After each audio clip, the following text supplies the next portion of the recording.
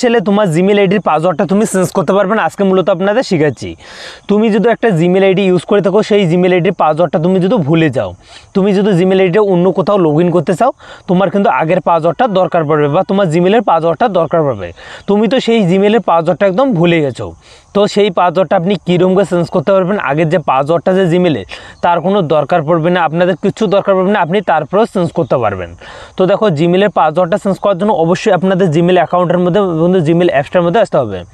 Just এখানে কিন্তু জিমেলের মধ্যে চলে আসলাম। আসার পর এখানে কর্নারে কিন্তু একটা 3 লাইন পেয়ে যাবেন, তার শেষে একটা কর্নারে কিন্তু প্রোফাইল আইকন, জাস্ট আপনি প্রোফাইল আইকনে ক্লিক করে দেবেন। এখানে যখনই পেয়ে যাবেন, তারপর দেখা যায় manage your Google account, just আপনি এখানে ক্লিক করে দেবেন। এখানে ক্লিক করে দেবেন, দেখো তো আছে সিকিউরিটি অ্যান্ড সাইনিং নামে, জাস্ট আপনি এখানে ক্লিক করবেন। এখানে ক্লিক করে দেবেন, দেখো পাসওয়ার্ড নামে একটা অপশান আছে, জাস্ট আপনি এখানে ক্লিক করে দেবেন। এই পাসওয়ার্ড নামে অপশানটাতে যখনই ক্লিক করে দেবেন, এখানে ক্লিক করার সাথে সাথে একটা অপশান দেওয়া আছে, দেখো নিউ পাসওয়ার্ড, তারপরে দেখো কারেন্ট নিউ পাসওয়ার্ড। তো এখন তোমার যে জিমেল আইডিটা আছে, তুমি সেই জিমেল আইডিতে যাই পাসওয়ার্ডটা দাও না কেন, এখানে কিন্তু ফিল করে দেবেন। তো এখানে আমি কিন্তু ফিল করতেছি, জাস্ট আমি কিন্তু এখানে এই ঘরের যে পাসওয়ার্ডটা আছে, সেম পাসওয়ার্ডটা আপনি কপি করবেন। জাস্ট আমি কিন্তু দেখাচ্ছি, এখানে কিন্তু কপি হচ্ছে না, তো সেম আমি কিন্তু এখানে কিন্তু একটা পাসওয়ার্ড দিয়ে দিচ্ছি। তো আমি কিন্তু এখানে একটা অবশ্যই পাসওয়ার্ড দেবো, জাস্ট আমি কিন্তু এখানে একটা পাসওয়ার্ড দিয়ে দিলাম।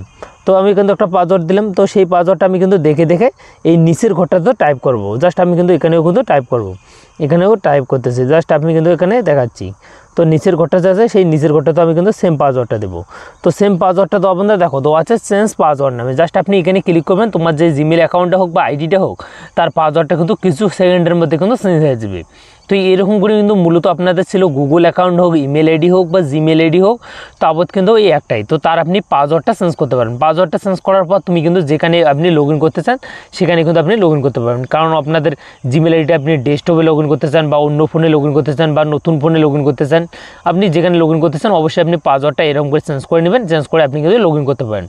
আই হোক আপনাদের ভিডিওটি যদি একটু হেল্পফুল মনে হয়, ভিডিওতে একটা লাইক করে চ্যানেলটি সাবস্ক্রাইব করে বেল আইকনটা অন করে পাশে দেখবেন।